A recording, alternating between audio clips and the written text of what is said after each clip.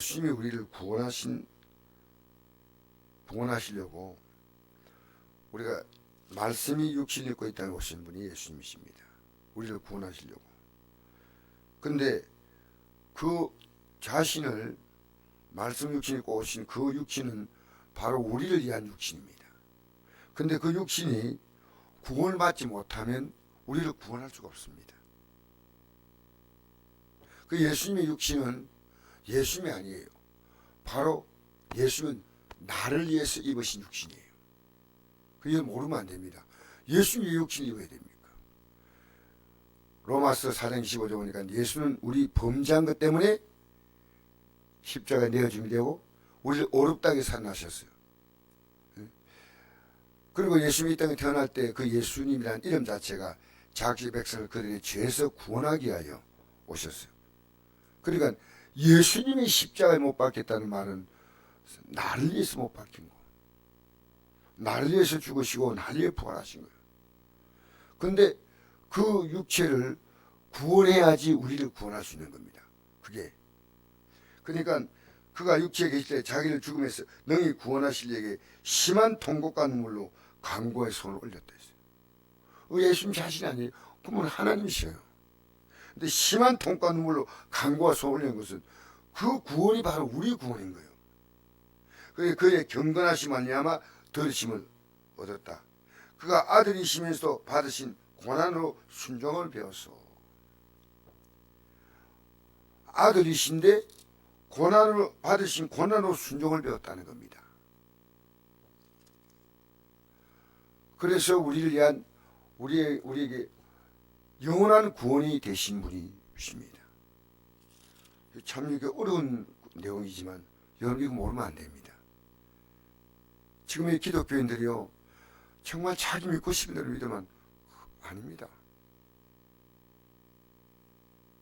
예수님이 가신 그 발자취를 그대로 가야 됩니다. 갈 수 있다고요? 우리 못 갑니다. 그래서 우리가 기도하는 겁니다. 예수님이 십자가 달릴 때 그냥 뚝 달렸다 아니에요. 우리의 육체를 입고 오셨기 때문에 심한 통과 눈물로 기도했습니다. 오늘 우리가 강구하는 기도 제목은 주로 내 문제 해결하려는 이 땅의 종교들이 원하는 그 기복입니다. 여러분 성경 어디에도 하나님이 우리 인생들에게 그냥 복을 주신 이유가 없습니다. 반드시 죄 문제가 해결되고 난 다음에 그 죄가 회복되면 하나님은 원래 주신 복을 다 원상으로 회복시켜 주시니까. 그게 바로 에덴 동산에서 하나님 주시는 생명으로 넘치는 복입니다. 그게 풍요가 있고 그게 건강이 있고 그 모든 아름다움이 다 있는 것이 바로 에덴 동산인데 인간이 타락함으로 가시와 엉겅퀴의 인생을 사는 겁니다. 그러니까 기독교의 복음은 딱 하나입니다. 회개하라 천국에 가까웠다. 지금 회개하지 않습니다. 심지어 요즘 이 시대에는요 회개 설교를 싫어해요. 그럼 뭘 합니까? 종교놀이 하는 겁니다. 종교놀이. 여러분 얼마나 힘드십니까? 얼마나 고난이 많습니까? 그 고난이 원인을 말해줘야 돼요. 원인. 그게 죄입니다. 죄. 여러분 사도 바울이 왜 날마다 죽는다 했냐면요 날마다 죄를 본 겁니다. 여러분 내 죄가 보여요. 내 죄가 안 보이는 것은요 영어로 캄캄한 겁니다. 그러니까 요 11절부터 14절까지 읽어볼까요? 바로 거기에 그 말씀이 있습니다. 멜기세덱에 관하여 우리가 할 말이 많으나 너희가 듣는 것이 두나무로 설명이 어려우니라. 때가 오래되었으면 너희가 마땅히 선생이 되었을 터인데 너희가 다시 하나님 말씀의 초보에 대하여 누구의 가르침을 받아야 할 처지이니 단단한 음식은 못 먹고 젖이나 먹어야 하는 자가 되었도다. 이는 젖을 먹는 자마다 어린아이니 의의 말씀을 경험하지 못하는 자요 단단한 음식은 장성한 자의 것이니 그들은 지각을 사용함으로 연단마다 선악을 분별하는 자들이라. 단단한 식물을 먹어야 돼요. 그게요 의의 말씀이에요. 그런데 젖밖에 못 먹어. 이건 젖으로 먹어서는 구원이 없습니다. 단단한 식물이 의의 말씀이라고 성경은 분명히 장성한 자의 것이. 그들은 지각을 사용함으로 연단받아 선악을 분별하는 겁니다. 그러니까 여러분 교회에서요 이 신앙이에요. 지금 내가 뭐가 죄인지 죄가 아닌지 그건 몰라요. 믿음이 자란 것은요 점점 자기의 죄를 알아가는 겁니다. 내 가족들의 죄가 보이는 겁니다. 큰일 났다. 그리고 우리가 지금 기도할 제목이 뭐냐면요 복달한 기도 아니에요. 여러분 죄악이 우리 인생을 참혹하게 이끌어가는데 어제 저는 죄와 싸웠습니다. 어제 죄가 오는 것이 이제 보여요. 여러분 기도하면요 영의 눈이 뜨이니까 이 지각을 받아 지각을 사용함으로 연단받아 선악을 분별한 자들이에요. 선악을 분별하는 거예요. 여러분 왜 기도를 쉬는 것이 죄인지 아십니까? 우리는 계속 회개할 죄가 있습니다.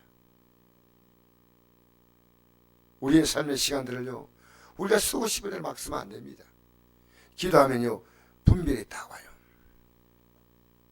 자녀와의 관계도 내가 어떻게 부모로 행동할까 분별이 오는 거예요. 여러분 내가 원하는 대로 자녀를 기르면 안 됩니다. 기도하면서 이제는 그가 하나님의 자녀로 설 수 있도록 우리가 만들어줘야지요. 너 그거 괜찮아. 우리 시대에요 예배당에 나오는 거 고맙죠. 참 나오니 왜 이 진리를 알기 위해서 나오는 겁니다. 진리를 알기 위해서. 그래서 진리를 알려고 나와가지고 이제 그 진리를 배우지 않습니까? 정말 우리는 예수님이 순종함으로 또 우리에게 이 구원의 길을 너희로 이렇게 가라고 말씀하십니다. 그래서 정말 구원받은 자는 어떤 자냐? 여러분 저도 신앙생활 하면서요 성도이 사업도 잘 되고 또 직장도 열리고 뭐 하는 것마다 그냥 병도 낫고 여러분 그것은 영원한 구원을 갈 길을 가기 위한 한 방편이지 목적이 아닙니다. 영원한 구원. 그래서 에베소서 4장 22절에 이런 말씀이 있습니다. 너희는 유혹 욕심을 따라 썩어가는 구습을 따른 옛사람을 벗어버리고 오직 너희의 심령이 새롭게 되어 하나님을 따라 의와 진리의 거룩하고 지으신 바는 새 사람을 입어라. 그런즉 그것을 버리고 각각 그 이웃과 더불어 참된 것을 말하라. 이는 우리가 서로 지체가 됨이라. 분을 내어도 죄를 짓지 말며 해가 지도록 분을 품지 말고 마귀에게 틈을 주지 말라. 분을 내어도 죄까지 지으면 안 됩니다. 그 분을 다른 사람에게 표현하지 않습니까? 안 된다는 겁니다. 마귀에게 틈을 주면 안 됩니다. 도끼란 나 다시 도끼하지 말고 돌이켜 가난한 자에게 구제할 수 있도록 자기의 손으로 수고하여 선을 하라. 무릇 더러운 말은 너희 입 밖에도 내지 말고 오직 덕을 세운데 성대로 선한 말 하라.